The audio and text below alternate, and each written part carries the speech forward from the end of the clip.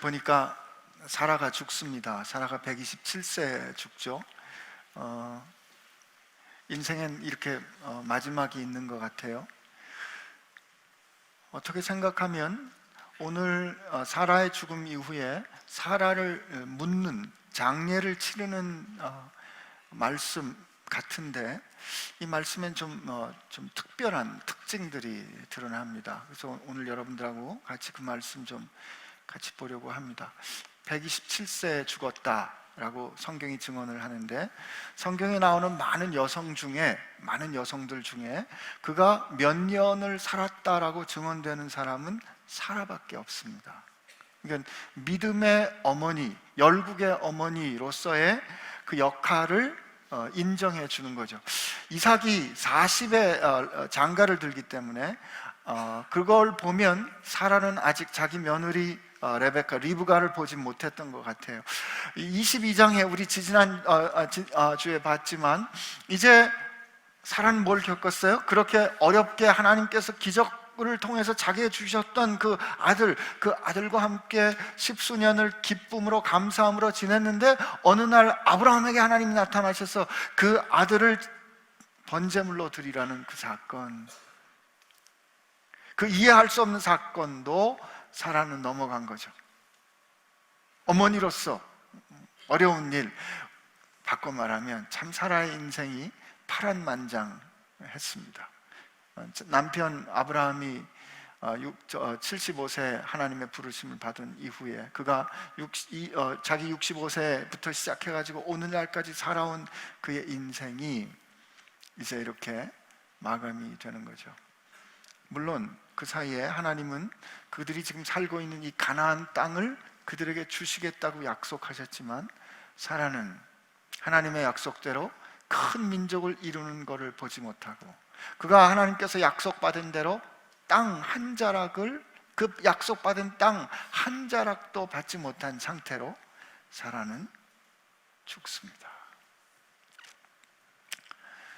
오늘 보니까 아브라함이 들어가서 사라를 위하여 슬퍼하며 애통합니다. 아브라함이 얼마나 어떻게 슬퍼했는지, 어떻게 애통했는지는 잘 기록되지 않아요. 우리가 이 슬픔이 깊고 아픔이 클 때는 그 아픔과 슬픔을 말로 설명하는, 필설로 드러내는 게 오히려 적절하지 않을 수도 있습니다. 아브라함이 그를 위하여 슬퍼하고 애통했다로 마감이 됩니다. 제가 어저께인가 이제 교회를 갔다 집에 가면서 아내하고 그런 말을 했어요. 여보, 당신하고 나하고 헤어지기 전에, 이때 헤어진다는 말은 죽음이 우리를 갈라놓기 전에 주님이 오셨으면 좋겠어. 그러니까 너무 안 그래도 추운데 좀 부담되셨어요? 사랑하는 사람과 헤어져야 한다는 것은 언제나 어렵고 힘든 일입니다. 더군다나 잠깐 군대를 가거나 외국을 가거나 하는 것도 아니고, 죽음이라는 현실 앞에서 사랑하는 사람과 헤어질 때 우리는 참 다 이 경험하기 어려운 그런 이게 떨어졌군요. 경험하기 어려운 슬픔을 겪습니다. 전에 이런 죽음을 통한 헤어짐을 영원한 이별이라고 그러지만, 우리는 그렇게 생각하지 않죠. 우리는 잠시 헤어졌다 다시 만납니다. 그래서 저는 오늘 그 사라가 127년을 살고 그가 죽었다 하는 그 말을 들으면서 어떤 생각이 퍼득 드냐면, 여러분과 저도 얼마를 살고 아마 죽을 거예요. 얼마간을 살고 우리는 주님 앞에 서게 될 겁니다. 시편 90편에 보면 모세가 이렇게 기도합니다. 하나님, 우리 날 계수함을 가르쳐 주십시오. 우리가 하나님 앞에 살아갈 날들을 헤아릴 수 있는 지혜를 가르쳐 주십시오. 그 말은 무슨 뜻일까? 하나님, 우리가 살아가는 동안에 이 사라처럼, 아브라함처럼 약속을 받았지만 약속이 성취되는 걸 보지 못하고 살 수도 있어요. 그러나 하나님, 그럼에도 불구하고 그렇게 인생이 끝날 수도 있지만 우리가 살아가는 모든 날들을 하나님 앞에서 그 약속을 믿고 살아가는 삶이 되게 해 주십시오. 그런 거죠. 쉽게 아멘 안 나오죠, 그죠? 우리는 언제나 약속받은 걸 그냥 누리고 싶어 합니다. 그러나 오늘 이 1절, 2절의 증언은 약속은 있지만 약속이 현실이 되지 않는 그런 일들이 우리 믿는 신자에게 있을 수 있다라는 걸 가르쳐줘요. 사라는 이삭을 봤을 뿐이에요. 근데 여러분, 하나님께서 우리에게 약속을 주셨고 그 주신 약속이 내게 현실이다. 다시 한번요. 하나님께서 내게 약속을 주셨어요. 그런데 그 하나님께서 주신 약속의 내용은 내 삶에 지금 경험되지 않아요. 그러면 하나님께서 주신 약속이 어떻게 내 삶에 지금 경험되지 않지만 어떻게 내게 현실이 될 수 있는가? 이게 어떻게 내게 실상이 될 수 있는가? 이게 어떻게 내게 리얼리티, 실제가 될 수 있는가? 믿음이에요. 하나님이 약속하셨기 때문에 하나님께서 약속하신 것은 다만 시간의 문제지, 내가 그것을 경험하든 경험하지 않든 내게는 현실입니다 라고 사는 방법이 믿음이에요. 그래서 그 믿음에는 본질적으로 기다림이 있는 거예요. 이 사라의 이 죽음 뒤에 이제 그 다음에 3절을 보면은 우리 3절 한번 같이 읽어보겠습니다. 시작. 그 시신 앞에서 일어나 나가서 해족속에게 말하여 이르되. 이렇게 여러분, 우리가 이제 이 죽게 되면 그야말로 그때는 당분간 이 세상에서 존재가 이제 지워지잖아요. 그러니까 우리의 모든 활동이 일단 정지됩니다. 근데 삶은 여전히 산 사람의 문제예요. 아내가 죽었어요. 근데 아내가 죽고 그 죽은 아내를 위하여 애통하지만 그 애통하는 아브라함은 이제 아내로부터 일어나 해쪽 속에 가서 이야기를 합니다. 어떤 일을 이제부터 하는가 하면 말이죠, 여러분, 이 지금 읽은 23장이 20절인데 3절부터 18절까지가 아내 장사치를 땅 사는 얘기예요. 정확히 다 부동산 매매하는 거라고요, 지금. 여러분, 이게 제 표현이 좀 해석이 그런 거예요. 지금 땅 사는 거잖아요. 근데 지금 23장에 보면 23장을 이렇게 요약할 수 있어요. 아브라함이 사레를 위하여 슬퍼하며 애통하다가 그가 헷 족속으로부터 마므레의 막벨라 굴을 사서 거기에 19절로 넘어가서 아브라함이 그 안에 사레를 가나안 땅 마므레 막벨라 굴에 장사하였더라. 이래도 돼요. 그런데 3절부터 18절까지 부동산 매매하는 이야기가 굉장히 자세하게 기록이 되어 있어요. 여러분, 성경이 우리에게 그 어떤 말씀을 얘기를 들려줄 때 그 분량을 많이 전해주는 거는, 땅 사는 거는 땅을 샀다 그러면 그 모르겠어요, 어떻게 사는지. 그러나 왜 그 땅 사는 이야기를 이렇게 자세하게 우리에게 들려줄까? 분량이 많으면 분량만큼 그 의미의 무게도 큰 겁니다. 이와 비슷한 사건이 신약 성경에 보면 요한복음 13장에 예수님께서 저녁 드시다가 일어나서 제자들의 발을 씻는 장면이 나와요. 여러분, 그 당시에 발을 씻는 거는 손님을 환대하는 너무도 잘하는 거예요. 발을 씻겼다 그러면 그냥 그걸로 다 알아요. 우리 악수했다 그럼 다 알잖아요. 근데 여러분, 제가 여러분하고 악수한 얘기를 이렇게 오늘 오랜만에 그 형제가 왔는데 나는 그에게 오른손을 내밀었다, 그도 오른손을 내밀었고 우리는 서로 손을 맞잡았다, 그리고 나는 힘을 살짝 주었는데 그는 내 손을 꽉 잡았다, 우리는 이렇게 악수하였다, 이렇게 안 하죠. 그냥 우린 악수했다 그러잖아요. 그런데 이 악수하는 것과 같은 예수님께서 발을 씻겨 주셨다라는 그 이야기를 어떻게 해요? 그가 저녁 먹던 중에 일어나셔서 겉옷을 벗고 허리에 수건을 동이시고 대야에 물을 가져다가 제자들의 발을 씻기 시작했다라고 왜 굳이 잘 아는 거를 그렇게 설명하냐고요. 그때는 선생님이 왜 나의 발을 씻으실까라고 당황했지만 예수님의 계시의 사건이 다 끝나고 난 다음에, 제자들이 그 사건을 경험하고 난 다음에 깨닫고 보니까 내 발 앞에 허리에 수건을 동이시고 내 앞에 무릎을 꿇고 그 발을, 내 냄새나는 발을 닦여주신 그 손은 이 세상을 창조하신 손이었던 거예요. 그 내 발 앞에 무릎을 꿇고 겸손히 내 발을 닦아주셨던 그 손 말이에요. 내 냄새나는 그 발을 만지고 닦아주셨던 그 손이 나를 위하여 못 박히신 그분의 손, 하나님과 동등하신 하나님의 아들의 손이라는 걸 깨달았을 때 어떻게 제자들이 예수님이 우리 발을 씻겨주셨다 그럴 수 있겠어요? 그 장면을 하나하나 낱낱이 정밀하게 천천히 묵상하면서 그 얘기 기억하지 않겠어요? 저녁 먹던 중에. 그러면 벌써 제자들이 그래 맞아, 예수님이 일어나셔서 그래 맞아. 그 순간마다 다시 기억할 때, 그들이 그 장면을 다시 기억하는 것은 그때 자기에게 부어졌던 그 상황 가운데 다시 하나로 합쳐지는 경험을 하는 거예요.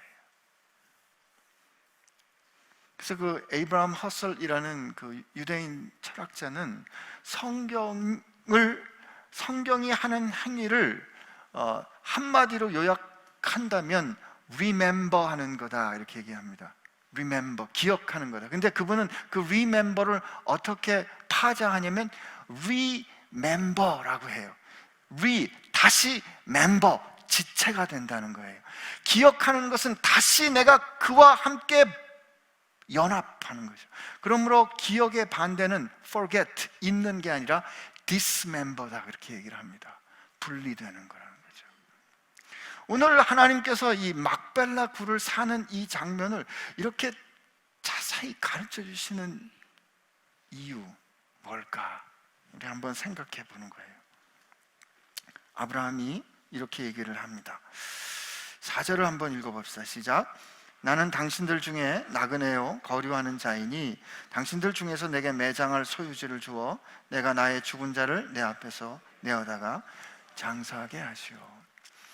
우선 아브라함이 자기를 뭐라고 불러요? 나는 나그네요 거류하는 자입니다. 거류한다는 말은 내가 여기 머무르는 사람입니다 라는 뜻이에요. 혹은 외국인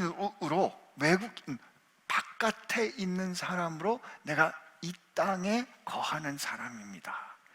나그네라는 말은 내가 이 땅에 이방인으로 흘러 들어온 사람입니다. 그래서 이 나그네요 거류하는, 이거를 그냥 영어로 번역할 땐 resident alien이라고, 내가 이 땅에 거류하는 타인, 이방인이라는 거예요.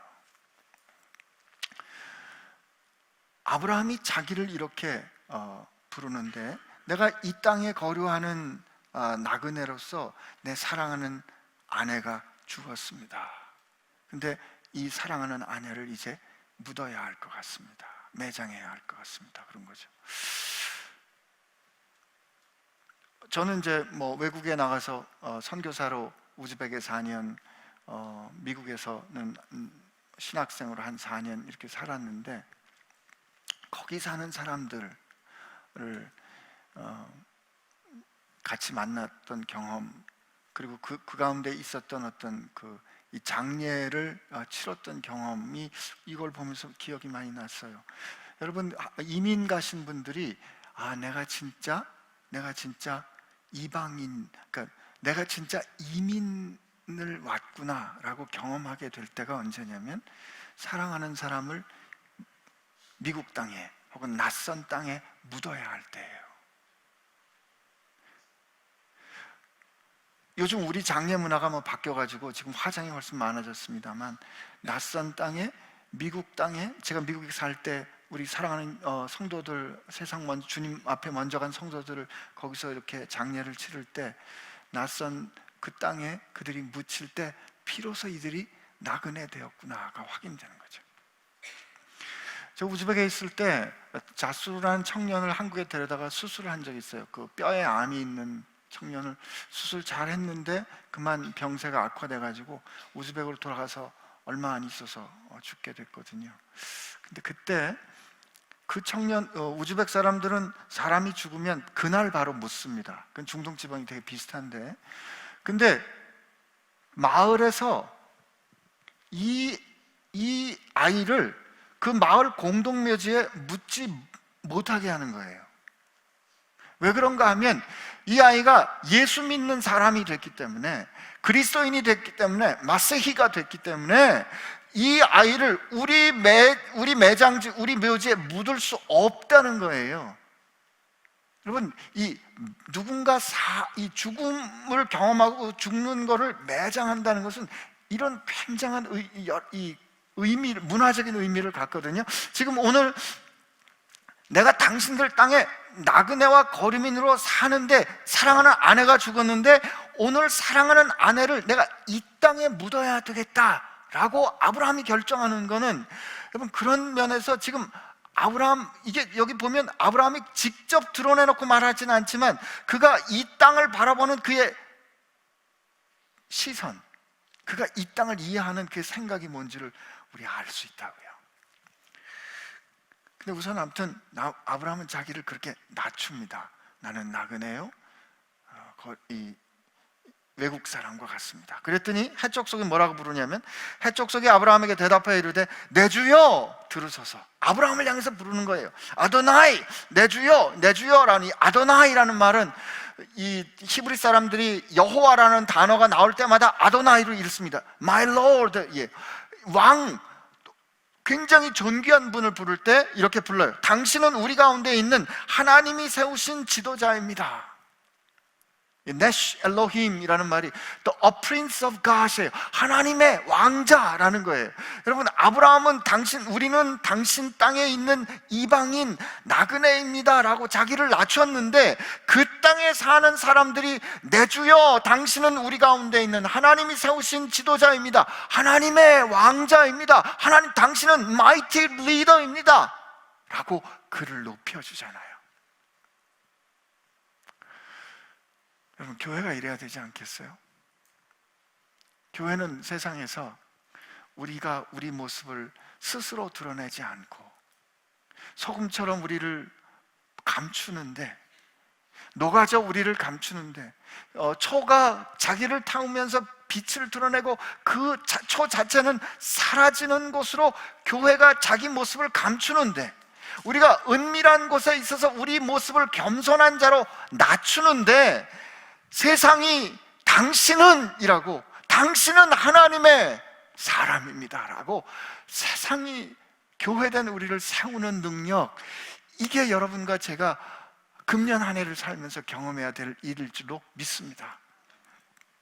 베드로전서 5장에 보면 이렇게 권유하고 있어요. 우리 베드로전서 5장 한번 가보면 5장 6절 한번 같이 읽어볼게요. 베드로전서 5장 6절입니다. 신약성경 383페이지인데 같이 읽습니다. 시작. 그러므로 하나님의 능하신 손 아래에서 겸손하라. 때가 되면 너희를 어떻게 해요? 높이시리라. 여러분, 우리가 겸손한 거는, 여러분과 제가 겸손한 거는, 겸손은 말이에요, 우리가 일을 할 수 없는데, 할 능력이 없는데 죄송합니다, 저 그거 못하겠는데요, 이건 겸손이 아니에요. 그건 사실을 인정하는 거지. 하나님의 능하신 손 아래서라는 말은, 여러분 지금 아브라함이 여러분 나는 이 땅에 나그네요 거류민입니다 라고 자기를 낮췄음에도 불구하고 사람들이 내 주여 당신은 하나님의 거룩한 하나님이 세우신 자입니다 라고 그들이 말할 수 있었던 건 뭐예요? 하나님의 능하신 손이, 하나님의 거룩한 손이 아브라함과 함께 하고 있는 것을 그들이 봤기 때문이잖아요. 아브라함은 자신이 그 땅에 속하지 않은 나그네와 같은 삶인 줄 알았지만 그는 그 땅이 자신을 통해서 복받도록 그 땅에 책임을 다하는 삶을 살았던 거예요.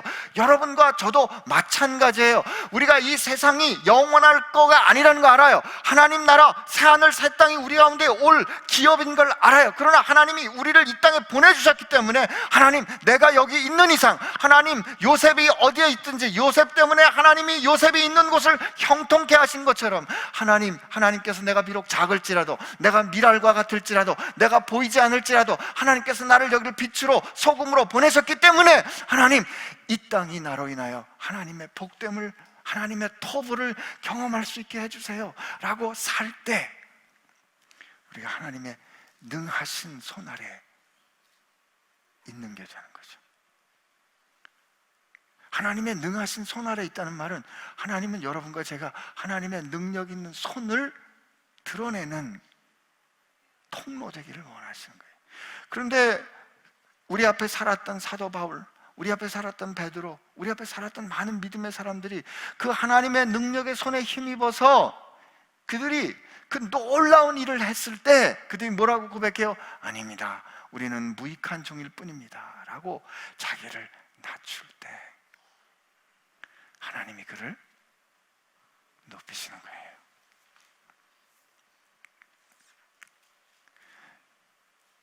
왜 아브라함이 믿음의 조상이고, 왜 아브라함이 우리에게 오실 예수님, 그리고 우리를 사랑하시는 하나님을 우리 가운데 보여주는 사람일까?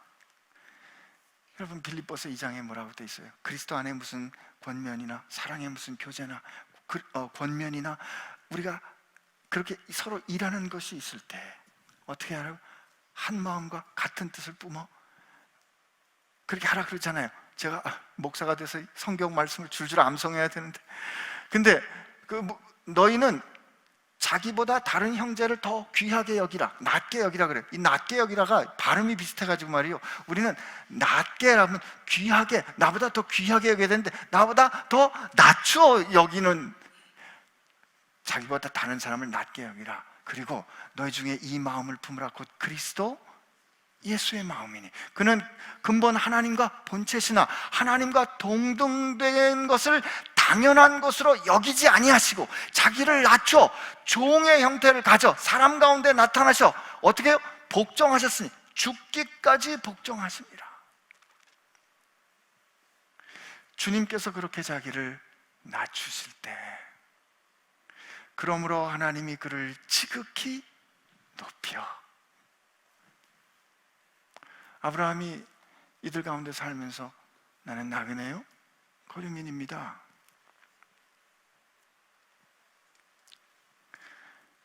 난 우리 가운데 이런 좀 향기가 있었으면 좋겠어요. 여러분 교회가 세상에 이 빛과 소금 돼서 좋은 일하고 사람 살리는 일을 하는 거는 그건 자랑할 일 아니에요. 원래 해야 되는 거예요. 근데 우리가 좀 일 좀 하고 난 다음에 우리가 뭘 했는데, 우리가 이렇게 좋은 일 했는데 되게 그거 왜 해요? 사람들이 막 교회를 비난하고 교회가 이렇게 잘못한 얘기할 때 그래 우리가 그 잘못된, 사실 우리가 좋은 일도 했어요. 여러분 이거 아닙니다. 이거 아닙니다. 하나님은 우리가 진짜 세상에 사는 동안에 하나님의 능력 있는 손 아래 있지만 우리를 그렇게 낮추기를 원하신다고요. 오늘 그 얘기 하는 거예요. 근데 오늘 하여튼 이런 그 대화가 난 여러분과 제가 살면서 좀 날마다 경험이 됐으면 좋겠어요. 내 주여 들으소서, 당신은 우리 가운데 있는 하나님이 세우신 지도자이시니 우리 묘실 중에 좋은 것을 택하여 당신의 죽은 자를 장사하소서. 우리 중에서 자기 묘실에 당신의 죽은 자 장사함을 금할 자가 없으리이다.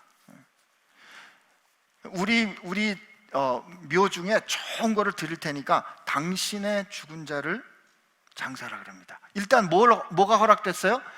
사라가 여기 이 땅에 매장하는 거를 이 사람들이 허락해 준 거예요. 오케이, 좋습니다. 근데 여기서 뭐라고요? 성경 말씀 보면 우리 묘실 중에 당신의 죽은 자를, 우리 중에 자기 묘실에 당신의 죽은 자를, 이렇게 얘기를 해요. 그러니까 그 다음에 7절에 아브라함이 일어나서 그 땅 주민 헷족 속을 향하여 몸을 굽히고. 저는 이 상세한 진술이 너무 흥미로워요. 그냥 은 400세겔에 샀다 그러면 될 것 같은데, 하나님께서, 여러분 여기 보세요. 여기 지금 땅 사는 이 장면에 하나님이 나타나요, 안 나타나요? 하나님이 안 보여요, 여기 지금. 여러분, 이게 아주 정중하고 아주 절차를 잘 갖춘 부동산 거래라고요. 제가 자꾸 이 부동산 거래 그러니까 여러분 그러신데, 이 당시 당대의 이해로 보면 땅은 말이죠, 땅은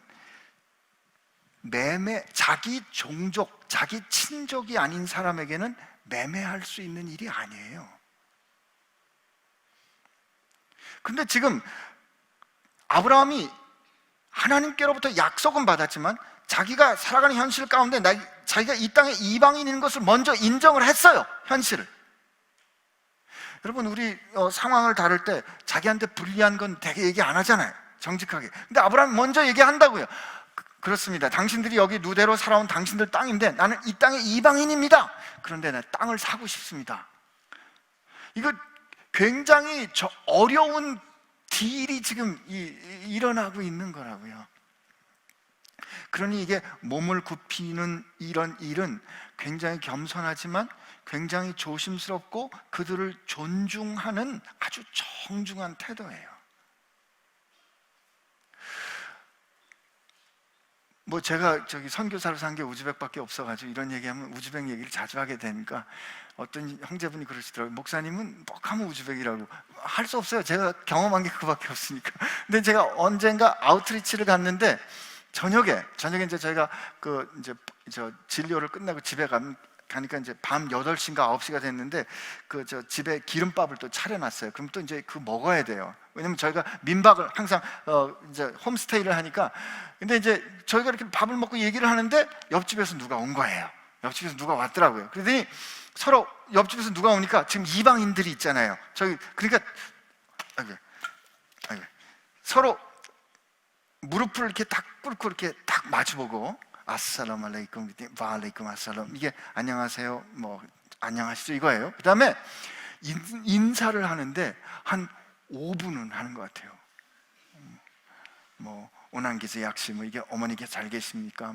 어딴기세 약시무, 누구 약시무, 자 가만히 들어보니까 사돈에 팔촌에 무슨 양들은 잘 있냐, 하여튼 길어요. 그래가지고 내가 무슨 밤이지만 급하고 심각한 가 있나 보다. 근데 뭐였냐면 망치 좀 빌려달라는 거였어요. 망치 좀 빌려주세요 얘기하는데 우리 앞에서 그렇게 정중하게 한 5분 동안에 서로의 안부를 묻는 이 절차. 여러분, 이게 효율로 따질 문제가 아니거든요. 근데 지금 아브라함이 이들에게 요구하는 거는 그들이 지금 굉장히 중요한 결정을 하는 거예요. 물론 그들 가운데 영향력을 갖고 살지만 그들이 갖고 있는 세상 가운데서 굉장히 중요한 결정을 내리는데 아브라함이 조심스럽게 얘기하는 거라고요. 그래서 일단은 우리 묘자리 가운데 좋은 거 당신이 원하는 대로 갖다가 매장을 진행하세요, 괜찮습니다 그랬는데 아브라함이 몸을 굽혀서 하면서 다시 부탁을 뭐라고 하냐면, 그들에게 말하 이르되 나로 나의 죽은 자를 내 앞에서 내다가 장사하게 하는 일이 당신들의 뜻일진데. 이게 인정해 주셔서 허락해 주셔서 고맙습니다. 내 말을 듣고 나를 위하여 소알의 아들 에브론에게 구하여. 이게 지금 그 뒤에 말 읽어보면 그 소알의 아들 에브론이 거기 있어요. 그런데 그 사람에게 직접 얘기 안 한다고요. 이렇게 빗겨서 얘기하는 거예요. 그가 그의 반머리에 있는 그의 막벨라 굴을 내게 주도록 하되 충분한 대가를 받고 그 굴을 내게 주어 당신들 중에 매장할 소유지가 되게 하기를 원하노라. 그 땅을 사고 싶다라는 표현을 해요. 그랬더니 그 말을 들은 에브론이 해족속 중에 앉아있더니 그가 해족속 곧 성문에 들어온 모든 자가 듣는 가운데, 성문에 들어온다란 말은 여러분 우리 구약성경 읽을 때 성문 앞에 앉아있다 혹은 성문 곁에 있다라는 말을, 거기가 공적인 장소예요. 지금 공적인 일을 다루고 있는 거죠. 그 성문 안에 들어온 모든 자가 듣는데 이 공적으로 말하는 거예요. 아브라함에게 대답하여 이르되 내 주여 그리 마시고 내 말을 들으소서. 내가 그 밭을 당신에게 드리고 그 속에 있는 굴도 내가 당신에게 드리되 내가 내 동족과 앞에서 당신에게 드리오니 당신의 죽은 자를 장사하소서. 내가 그냥 드리겠습니다. 그냥 드리겠습니다. 그랬더니 아브라함이 이에 그 백성 앞에서 다시 몸을 굽히고, 여러분 이 아브라함의 행동 언어를 잘 기술하는 거 보세요. 아브라함이 이에 그 백성 앞에서 몸을 굽히고 그 땅의 백성들이 듣는 데서 에브론에게 말하여 이르되 당신이 합당히 여기면 청하건대 내 말을 들으시오. 내가 그 밭값을 당신에게 주리니 당신은 내게서 받으시오. 내가 나의 죽은 자를 거기 장사하겠노라. 에브론이 아브라함에게 대답하여 이르되 내 주여 내 말을 들으소서. 땅값은 은 400세겔이나 그것이 당신과 나와 당신 사이에 무슨 문제가 되리까? 당신의 죽은 자를 장사하소서. 여기 이렇게 뭐라 그러죠? 내 주여 내 말을 들으소서. 땅값은 은 400세겔이나 나와 당신 사이에 무슨 문제가 되겠나이까? 이게 어쩌면 그 사람들이 이런 말을 할 때 주고받는 그런 관용적인 어법일 수 있어요. 은 400세겔이 그 땅값으로 적절한 거 얼마나 되는 값인가 우리 정확하게 알 수는 없어요. 그러나 다윗이 그 하나님 앞에 그 제사를 지내기 위해서 그 아라우나 타작마당을 살 때 그 타작마당과 제물로 드릴 소를 사는데 50세겔에 사거든요. 그러니까 예레미야가 땅을 살 때도 그 세겔을 그렇게 많이 주지 않아요. 은 400세겔은 굉장히 비싸게 부른 거예요. 그렇게 추측이 돼요. 근데 그가 그렇게 은 400세겔이라고 불렀을 때, 그 다음에 16절에 보면 아브라함이 에브론의 말을 따라 에브론이 해족속이 듣는 가운데서 말한 대로, 이것도 반복이에요. 반복이라고요. 상인이 통용하는 은 400세겔을 달아 에브론에 주었더니 마므레 앞 막벨라에 있는 에브론의 밭 곧 그 밭과 거기 있는 속한 굴과 그 밭과 그 주변에 둘린 모든 나무가 성문에 들어온 모든 해족속이 보는 데서 아브라함의 소유로 뭐된지라 확정된지라. 여러분 지금 요 17절이 지적도입니다. 지적도. 부동산 매매를 위한 지적도예요. 한번 우리 질문해 봅시다. 왜 하나님께서는 아브라함이 아내를 위해서 매장지를 찾는 이 땅을 사는 이 문제를 이렇게 길게 다루셨을까? 여기 우선 우리가 뭘 볼 수 있어요? 첫째, 아브라함은 그들 가운데 능력 있는 사람이었다. 그죠? 아브라함은 그들 가운데 능력 있는 사람이었지만 그는 겸손했다. 그리고 그가 이 일을 진행하는 과정에서 자기와 더불어 살아가는 사람들이 지키는 관행, 그들의 법, 그들이 지키는 길을 그는 충분히 존중했다. 그리고 그가 소망하는 대로 그 땅에 아내를 위하여 땅을 아는 그 막벨라 굴 한 조각의 땅을 사기 위해서 그는 엄청난 값을 기꺼이 치렀다. 여러분 잠언 말씀에 보면 중동 사람들은 흥정을 안 하면 바보예요. 근데 그가 은 400세겔이나 나와 당신하고 무슨 상관이, 쓱 흘려 지나가는 것처럼 얘기했는데 그 과도한 것 같은 값을 그는 덥석 받아가지고 값을 치른다고요. 근데 18절과 20절에 보면 그의 소유지로 확정됩니다. 여러분 아브라함이 그냥 그들이 선의로 준 그 묘시를 그냥 쓸 수는 있어요. 그러나 그게 선의로 준 거기 때문에 나중에 그의 후손들이 다시 그 땅을 요청할 수도 있잖아요. 그죠?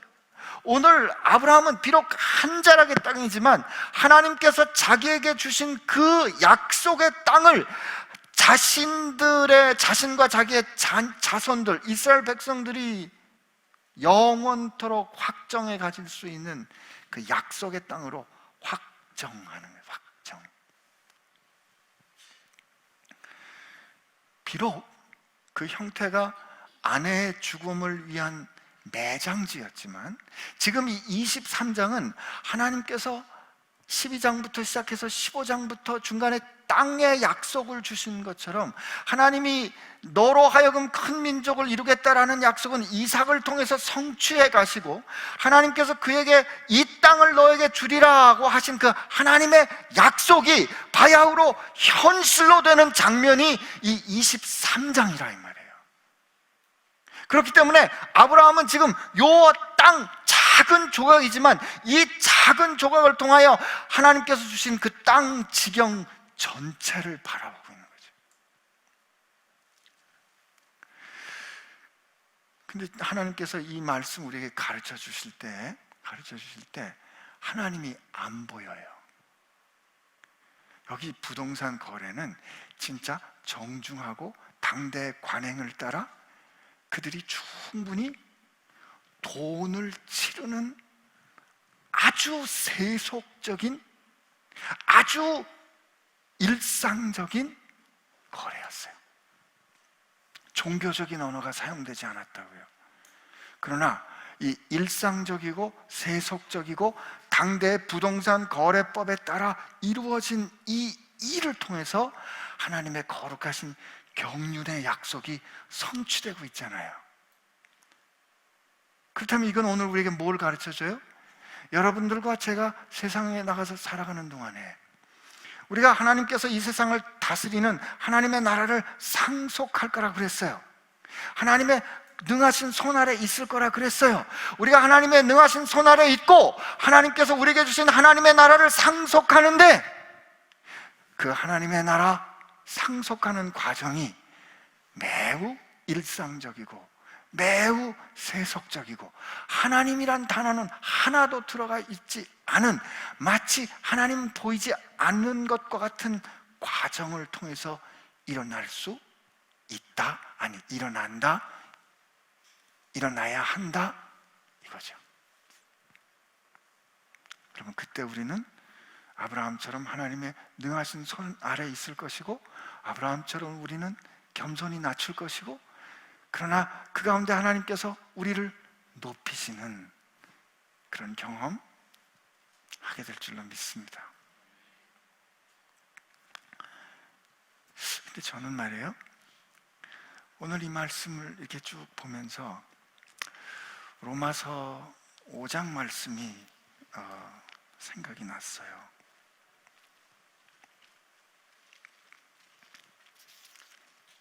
로마서 5장 말씀 제가 한번 읽어드릴게요. 5절부터 한번 읽어드리는데, 소망이 우리를 부끄럽게 하지 아니함은 우리에게 주신 성령으로 말미암아 하나님의 사랑이 우리 마음에 부은 바 됨이니, 우리가 아직 연약한 때에 기약대로 약속대로 언약하신 대로 말씀하신 대로 그리스도께서 경건하지 않은 자를 위하여 죽으셨도다.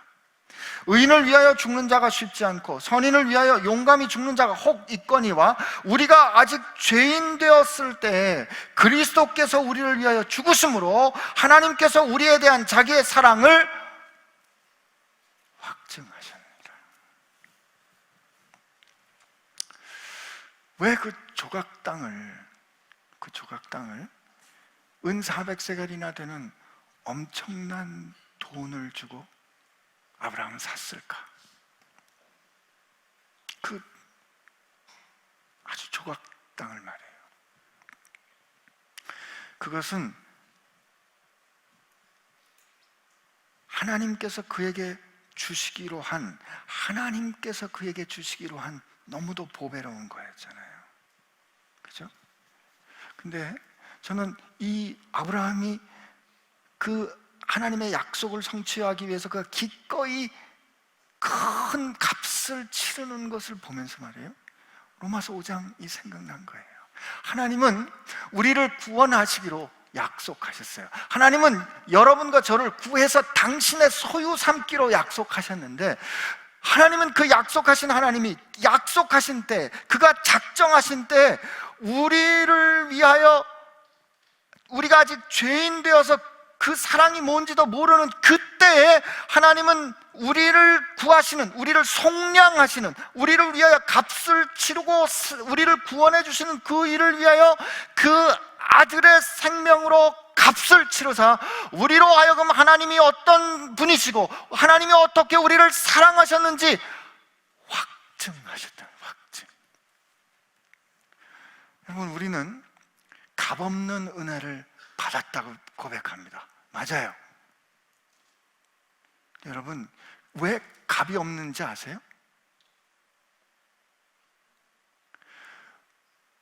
우리가 할 수 있는, 우리가 치를 수 있는 어떤 값으로도, 어떤 것으로도 그 값을 치를 수 없기 때문에 값없는 거예요.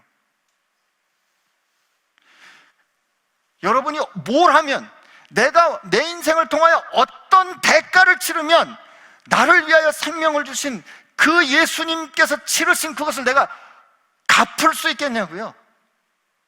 못 갚아요. 그래서 값없이 받은 거예요. 우리가 갚을 능력이 없다고요. 이 세상 누구도 그 우리를 향하여 부어주신 그 하나님의 능력을 갚을 능력이 없어요. 그래서 우리는 값없이 받았어요. 그러나 하나님께서 우리를 향한 당신의 사랑을 확증하시는 것은, 하나님께서 우리를 구원하신 것은 대가 없이 구원하신 게 아니에요. 하나님은 여러분과 저를 구하시기 위해서 엄청난 값을 치르셨다고요.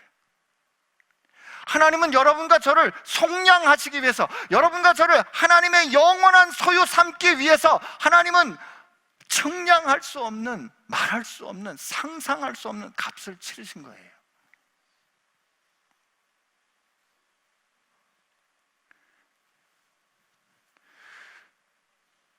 우리 생각할 수 있잖아요.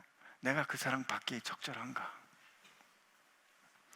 여러분과 저 같은 존재를 위하여 주님이 생명을 값으로 주시기에 적절한가? 그 조각, 막벨라 굴과 같은 조각 땅을 사기 위해서 은 400세겔을 쓰는 게 적절한가? 하나님 앞에, 주님 그 사랑을 위하여서 주님 사랑합니다 라는 그 고백하기 위해서 300데나리온이라는 향유를 깨뜨리는 게 그게 적절한가? 우리는 이런 생각 가지고 살아요. 그러나 우린, 그래, 주님 감사합니다, 나를 위해 생명을 주신 주님 감사합니다, 우리 그냥 너무 쉽게 고백하지만, 여러분 한번 생각해 보세요. 이게 과연 적절하냐고요? 우리를 위하여 그분이 자기 생명을 주시는 게 이게 셈이 맞는 셈이냐고요? 안 맞습니다. 아무리 생각해도. 그러나 하나님은 우리가 죄인 되었을 때 우리를 위하여 자기 아들을 죽게 하심으로 그 값을 치르시고 우리를 위한 당신의 사랑을 확증하신 거예요. 아브라함이 막벨라 굴을 그 값에 비해서 훨씬 높은 가격을, 그리고 모든 사람이 보는 앞에서 그가 합당하게 값을 치름으로 영원한 자기 소유로 확증합니다. 주님이 이 세상에 오셔서 우리를 위하여 당신의 생명을 주신 것은 어느 한 구석에서 일어났던 일이 아니에요. 6월절에 그 수십만의 눈들이 모여있는 그 6월절에 그가 십자가에 죽으심으로, 여러분 누가복음 마지막에 보세요. 엠마오로 가는 두 제자가 부활하신 예수님을 만나가지고 도대체 무슨 일이냐 그랬더니 그가 말하잖아요. 당신은 어떻게 해서 예루살렘에 일어난 그 일을 모른단 말이요. 그 일이 무슨 일인데? 예수께서 십자가에 죽으셨다는 그 일, 하나님께서 우리를 사랑하셨다, 하나님께서 우리를 위해 행하신 그 값을 치르신 것은 말이죠, 어떤 사람도, 특히 우리를 정죄하는 사단이 부인할 수 없도록 공중 앞에서 공개적으로 아주 합법적으로 아주 타당하게 아주 법에 따라 정의롭게 하나님이 우리를 위하여 값을 치르시고 우리를 향한 당신의 사랑을 확증하신 겁니다. 여러분들이 그 사랑을 받고 하나님의 소유가 됐기 때문에, 우리가 그 사랑을 받고 하나님의 소유가 됐기 때문에 우리가 세상 살아가는 동안에 우리는 1만 달란트보다 더 큰 빚을 탕감받은 사랑을 받았기 때문에 우리는 누군가 우리에게 빚진 사람들을 우리가 그렇게 값을 치를 수 있는 능력을 갖게 된 거예요. 그래서 나는 우리 교회가 하나님께서 기뻐하시는 그 일을 위해서 우리가 좀 값을 치를 줄 알았으면 좋겠습니다. 이거는 우리가 값을 치러 의의를 이루자는 게 아니에요. 하나님께서 나를 위하여 치르신 그 값을 우리가 값없이 받았기 때문에 그 값없이 받은 은혜에 대한 사랑의 고백이 되기를 축복합니다. 한국 초대교회 소래교회라고 있어요. 소래교회가 교회를 짓기로 결정했어요. 언더우드 선교사님이 그걸 보고 좀 도와드릴게요, 그렇게 얘기를 했습니다. 그랬는데 그 소래교회 교인들이 뭐라고 얘기했는지 아세요? 그럼 우리 앞에 살았던 선배들이에요. 고맙습니다. 뜻은 고마운데 괜찮습니다. 거절하겠습니다. 하나님의 집을 짓는데 우리가 당신들의 도움을 받는 것은 후손들에게 부끄러운 일입니다. 우리보다 훨씬 어려운 형편에, 우리보다 훨씬 열악한 상황 가운데 살았던 우리 앞에 믿음의 선배들은 기꺼이 값을 치를 줄 알았어요. 여러분, 기꺼이 값을 치른다는 말은 두 가지 뜻이에요. 주님을 위해서 내가 기꺼이 비싼 값을 치른다는 뜻도 있고요, 내가 합당히 받아 누릴 수 있는, 내가 당연히 받아 가질 수 있는 것을 거절하는 걸 수 있어요.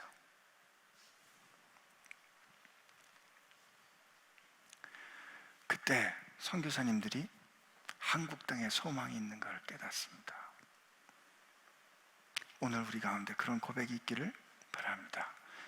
내가 하나님께서 제게 주신 이 아름다운 은혜, 그 은혜를 위하여 하나님, 내가 기꺼이 치를 수 있는 기회가 있다면 나도 한번 그렇게 할 수 있도록 은혜를 주십시오. 여러분, 이 일 언제 일어난다고요? 부동산 매매할 때 일어났어요. 여러분, 일상의 삶 가운데 살아가는 동안에 하나님이란 단어 쓰지 않을 때 하나님의 영광을 드러낸 여러분 되시기를 축복합니다. 우리 함께 이 찬양, 그런 뜻을 담아서, 그런 결심을 담아서 이 찬양 같이 하겠습니다. 내게 있는 향유가 주께 가져와 그 발 위에 입 맞추고 내드립니다. 나를 위해 십자가에 달리신 그 발, 흘린 피로 나의 죄를 대속하셨네. 우리 다시 한번 고백하겠습니다. 내게 있는 향유가 주께 가져와 그 발 위에 입 맞추고 내드립니다. 나를 위해 십자가에 달리신 그 발, 흘린 피로 나의 죄를 대속하셨네.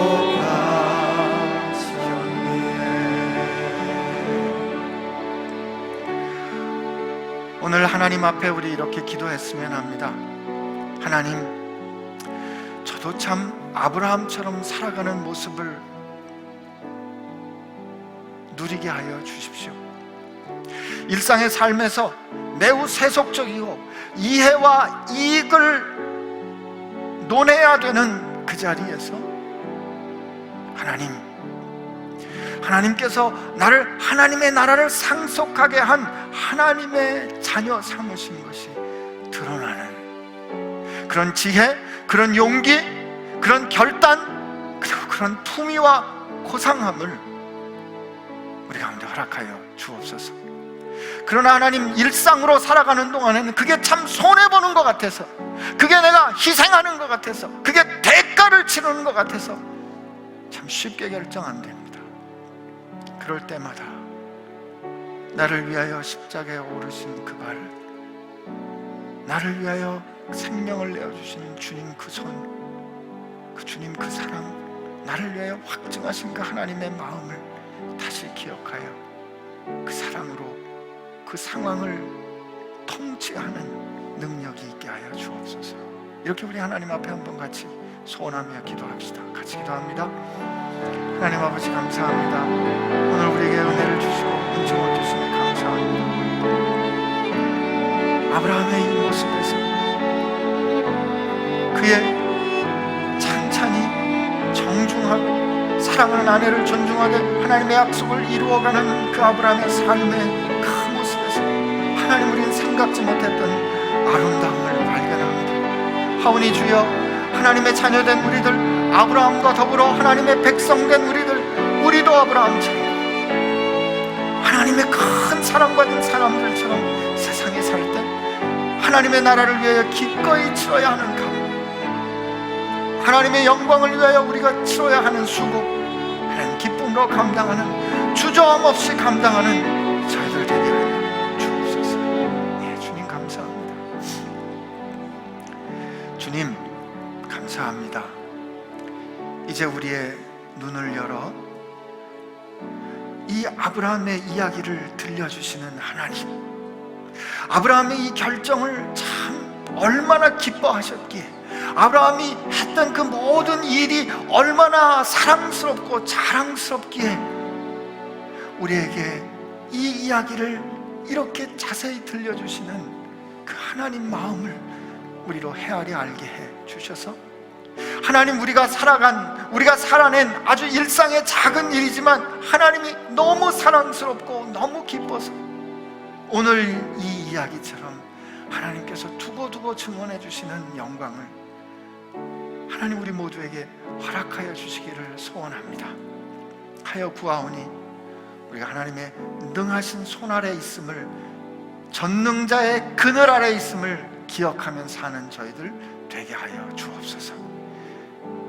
이제는 우리를 위하여